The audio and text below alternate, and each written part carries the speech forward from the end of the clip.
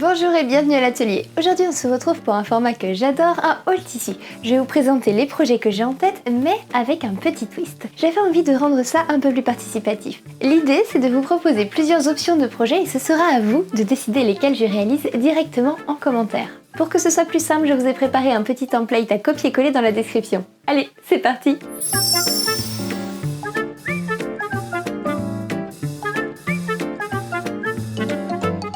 Encore une fois, on retrouve des tissus qui viennent de chez Divasus. Pour l'instant, c'est vrai que je travaille beaucoup avec eux. Déjà parce que j'adore ce qu'ils proposent, mais aussi parce que j'ai toujours eu des expériences hyper fiables avec cette entreprise portugaise. Je précise d'ailleurs que je ne suis pas du tout payée pour en parler, c'est vraiment un choix perso. Et de votre côté, vous m'avez souvent fait des retours très positifs aussi. Je n'ai jamais eu d'écho négatif sur vos commandes, donc ça me conforte encore plus dans l'idée de continuer avec eux. Mais évidemment, je reste ouverte. Si vous avez une mercerie ou une marque de tissus et que vous aimeriez que je découvre vos matières ici, n'hésitez pas à m'écrire. Bon, maintenant, voyons ce qu'on a reçu aujourd'hui. On commence avec une matière extensible, 3 mètres en 95% coton et 5% élastane. On est sur un tissu type rive, donc un tissu côtelé. C'est vraiment ce qui le caractérise. Visuellement, on a ces petites côtes en relief, souvent verticales, qui apportent tout de suite plus de texture qu'un jersey classique.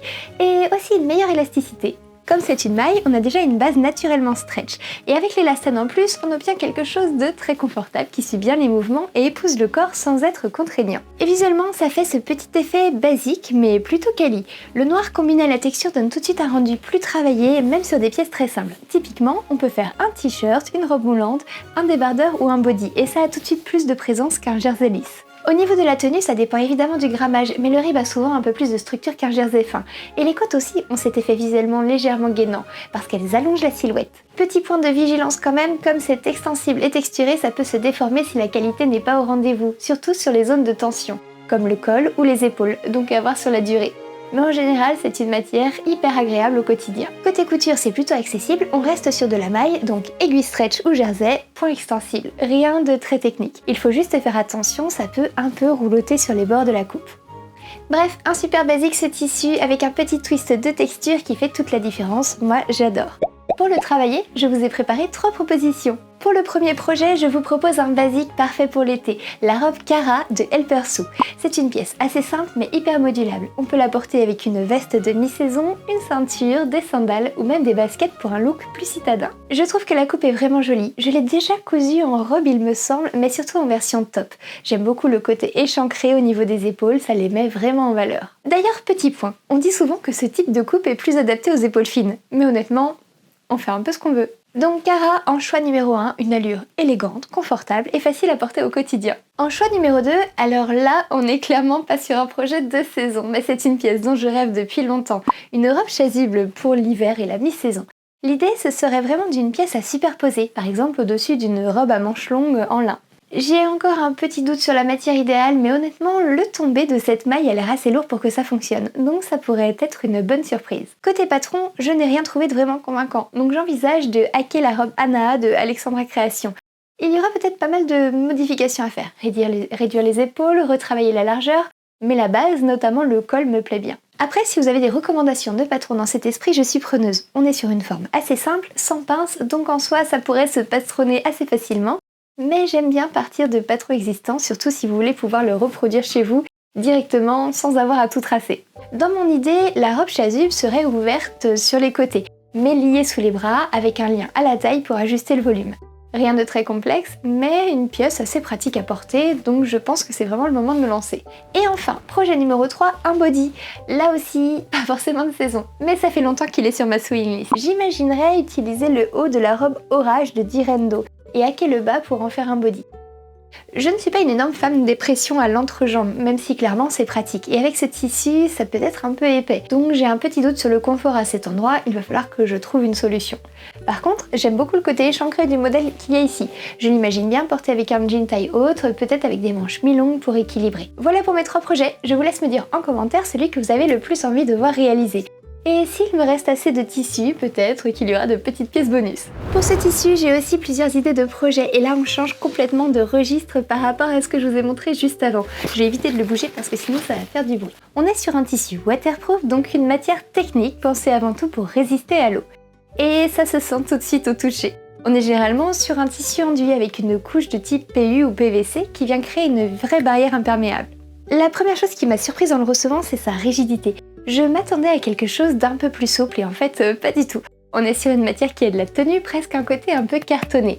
Mais c'est assez typique de ces tissus, donc parfois ça peut être un petit peu épais ou fortement enduit. L'induction structure vraiment la matière, parfois au détriment de la souplesse. Du coup, je vais quand même le passer en machine, voir si ça vient de l'après. Parce que souvent, il y a une finition d'usine qui rigidifie le tissu au départ, et après un premier lavage, ça peut légèrement s'assouplir. Bon, là ça ne deviendra jamais fluide, on va garder cet aspect un petit peu cartonné, mais ça peut le rendre plus agréable à travailler. En termes d'usage, on est clairement sur quelque chose de très utilitaire. Veste de pluie, coupe-vent, sac, accessoires. C'est un tissu fait pour durer et résister et protéger l'humidité. Par contre, il faut garder en tête que ce type de matière est souvent peu respirant.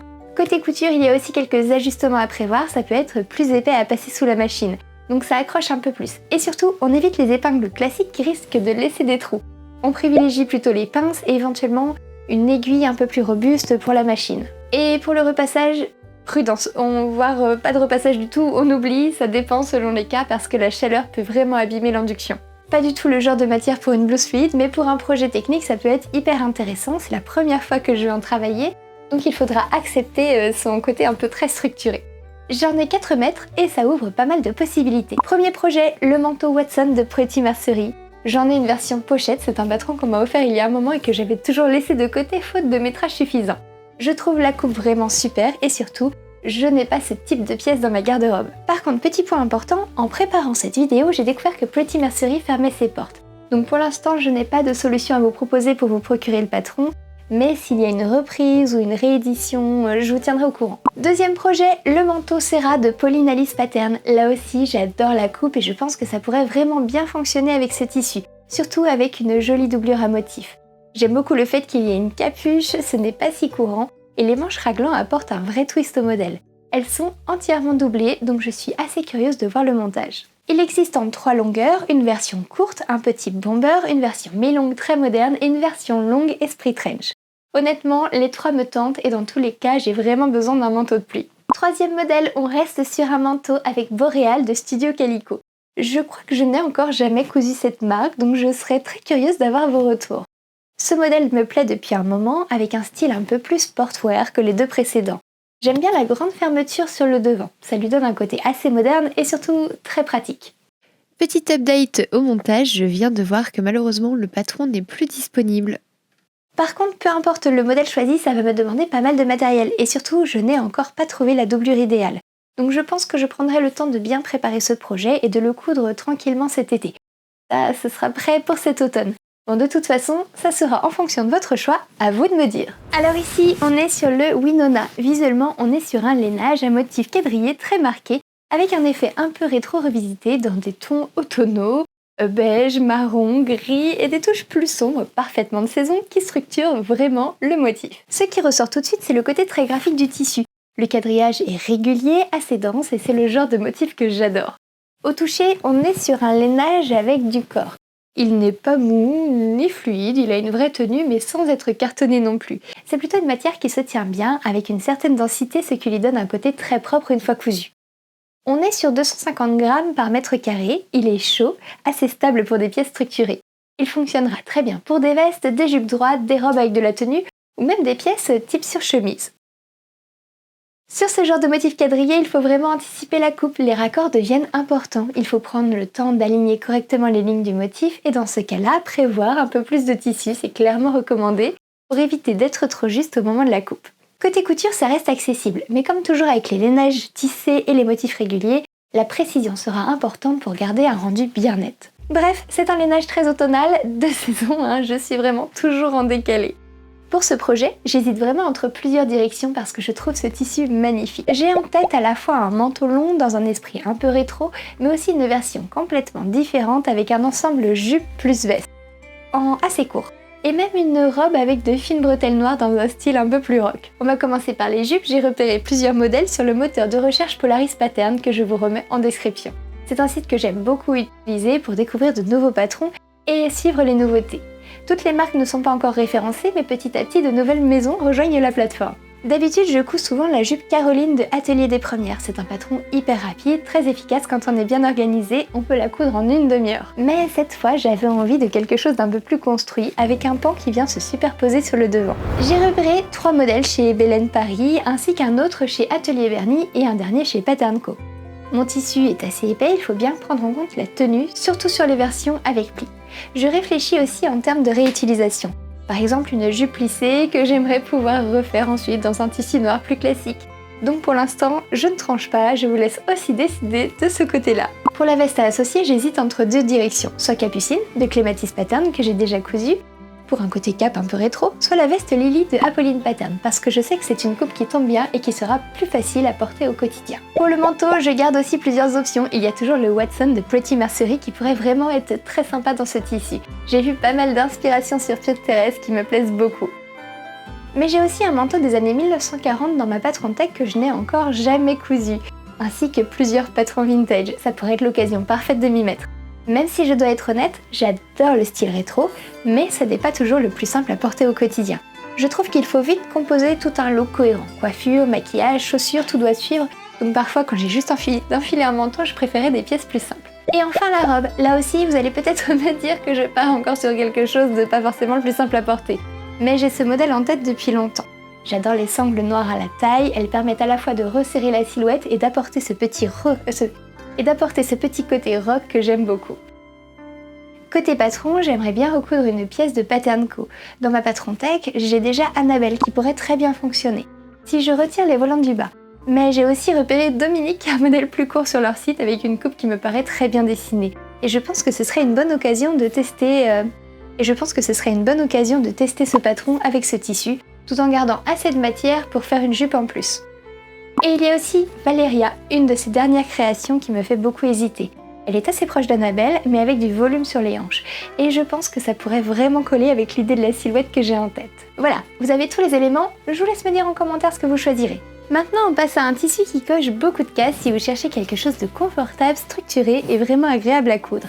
Il s'agit du Carl Fleece Petrol Blue. Déjà, on est sur une maille pas forcément molletonnée, mais un peu type sweat américain. Mais avec une particularité importante ici, c'est du 100% coton et surtout sans aspect pelucheux à l'intérieur. Donc on garde le confort du sweat, mais avec une sensation beaucoup plus nette, presque un peu plus premium au toucher. Visuellement, on est sur un bleu pétrole, une teinte assez profonde, légèrement entre le bleu et le vert, qui donne tout de suite une identité assez forte à un vêtement. C'est une couleur qui reste facile à porter, mais qui évite le côté banal du bleu marine classique. Il existe d'ailleurs plusieurs coloris, mais c'est vraiment celui-ci pour lequel j'ai eu un coup de cœur. Au niveau des caractéristiques techniques, on est sur un tissu assez dense. Il fait environ 390 grammes du mètre carré. Donc on est clairement sur un grammage moyen à lourd. Ça veut dire qu'il a une vraie tenue, qu'il structure bien le vêtement.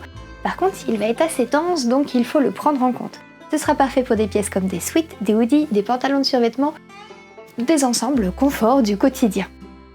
Autre point important, sa largeur est de 220 cm, c'est énorme, et en couture ça change vraiment la donne. Concrètement, ça permet de couper de grandes pièces, d'optimiser énormément les métrages. Et avec mes 3 mètres, je pense que j'ai déjà de quoi faire plusieurs projets, ou une pièce assez généreuse sans être trop serrée dans le patronage.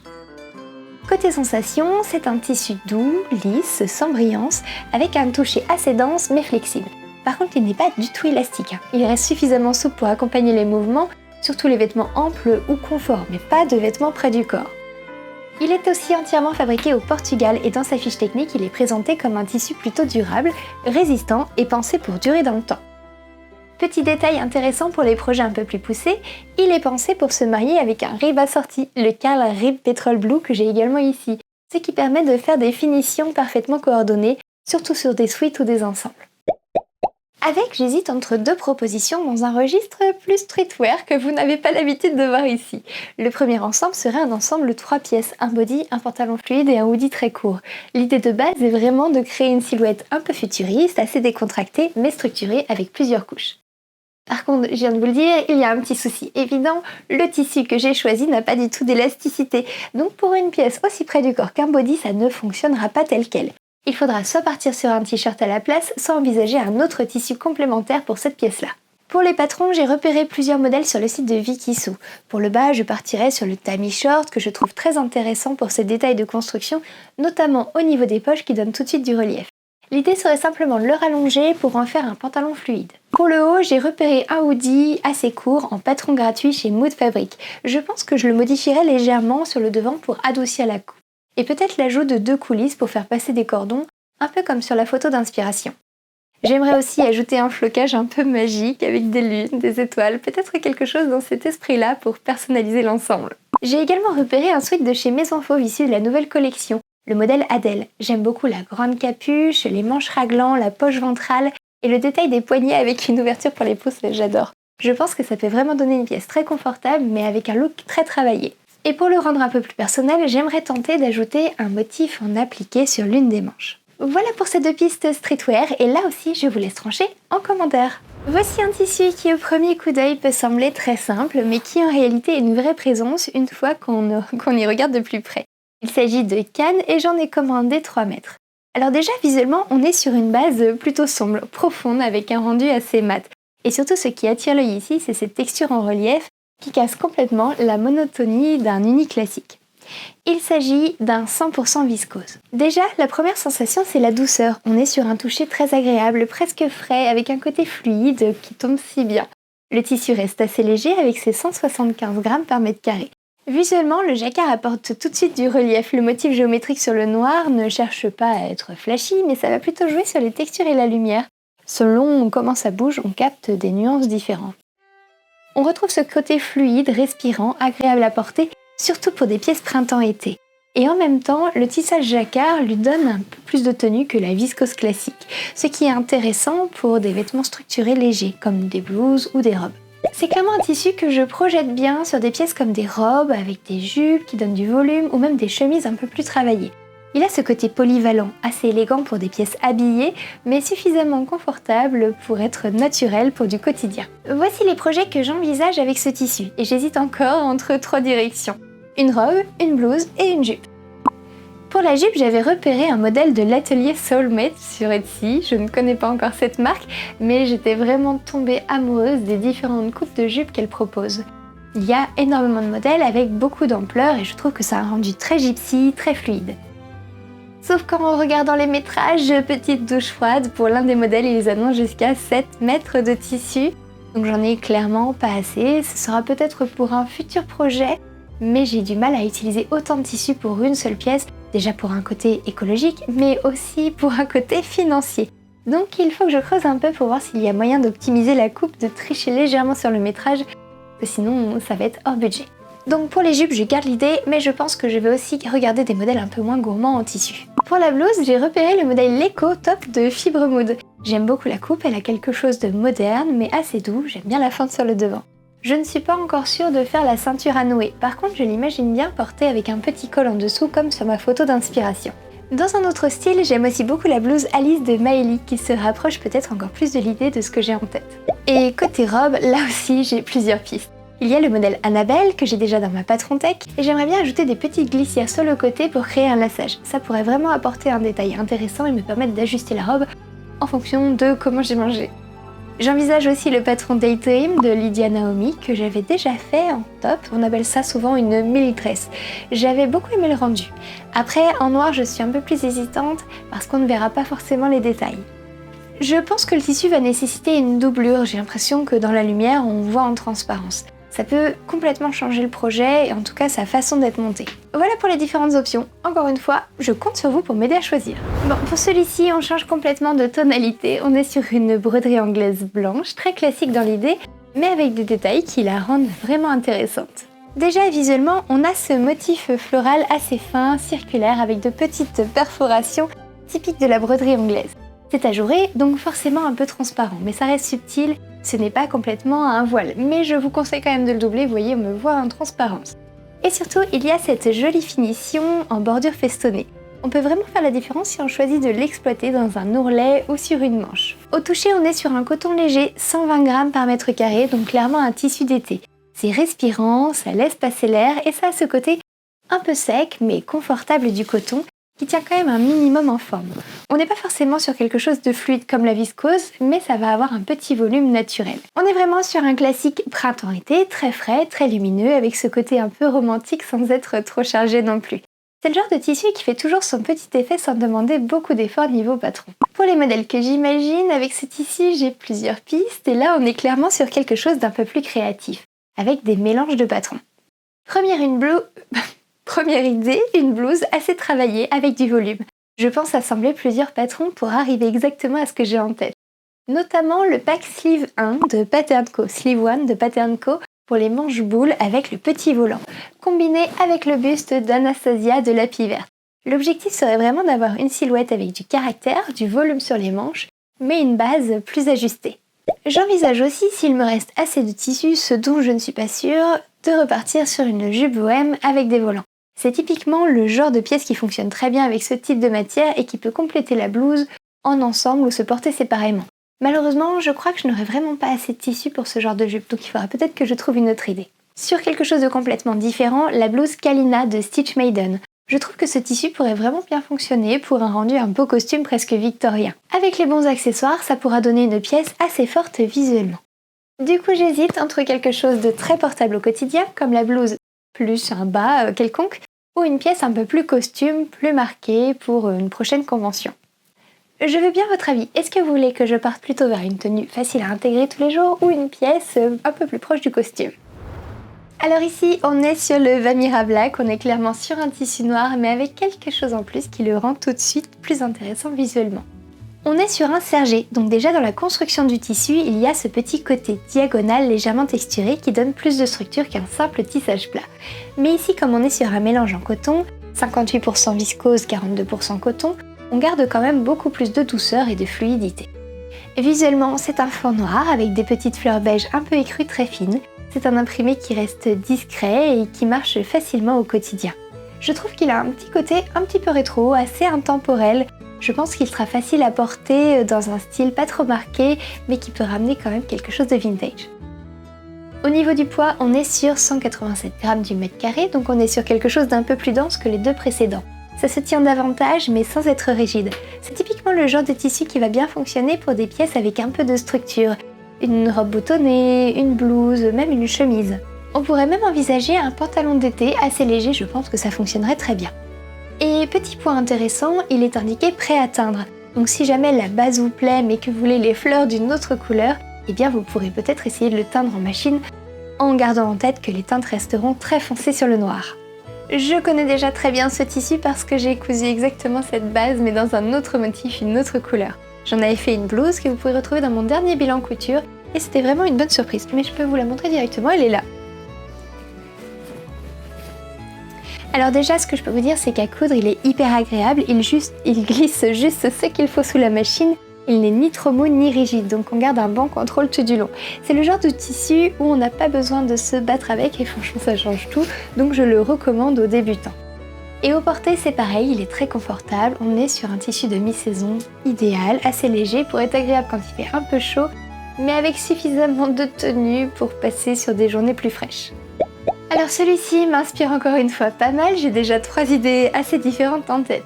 Pour le premier projet, j'imagine un petit tablier. Enfin, un petit tablier duo, une sorte de col à volant qui viendrait se porter sur les épaules, sur une robe en lin toujours, et s'attacher à la taille avec des liens. Ce serait un projet sans patron, assez simple à réaliser, mais avec un joli rendu si les finitions sont propres. D'ailleurs, je pense le doubler entièrement pour avoir quelque chose de vraiment net et durable. En deuxième projet, j'aimerais tenter un ensemble pyjama. Pas forcément celui que j'ai vu, il me semble que c'est un patron Etsy, et j'ai un doute sur le fait qu'il soit généré par IA, donc à voir. Mais l'idée générale me plaît beaucoup, un ensemble inspiré des kimonos avec une fermeture sur le côté. Quelque chose d'assez fluide et enveloppant. Si vous connaissez des patrons de ce style, je suis vraiment preneuse. Et en troisième idée, je verrais bien une robe dans un esprit un peu cottagecore, vous me connaissez, j'adore ça. Quelque chose d'assez court pour éviter l'effet too much, surtout avec ce motif. Et de toute façon, avec 2,5 mètres, je vais être un peu limitée, donc ça oriente déjà le type de pièce que je peux faire. Voilà pour mes 3 pistes, dites-moi celle qui vous parle le plus. Et voilà pour ce haul tissu. Comme d'habitude, ce sont des petits stocks chez Divasus, donc si jamais un tissu vous plaît, ne traînez pas trop, il ne reste jamais très longtemps disponible. Je vous mets évidemment tous les liens en description, les tissus, les patrons, tout ce dont j'ai parlé dans la vidéo pour que vous puissiez retrouver toutes les informations facilement. Et comme souvent, je posterai les photos des projets finis sur mon compte Instagram, Grisette avec 2 i, donc n'hésitez pas à venir voir le rendu final là-bas. Merci d'avoir regardé cette vidéo, je vous souhaite une belle semaine et surtout, bonne couture!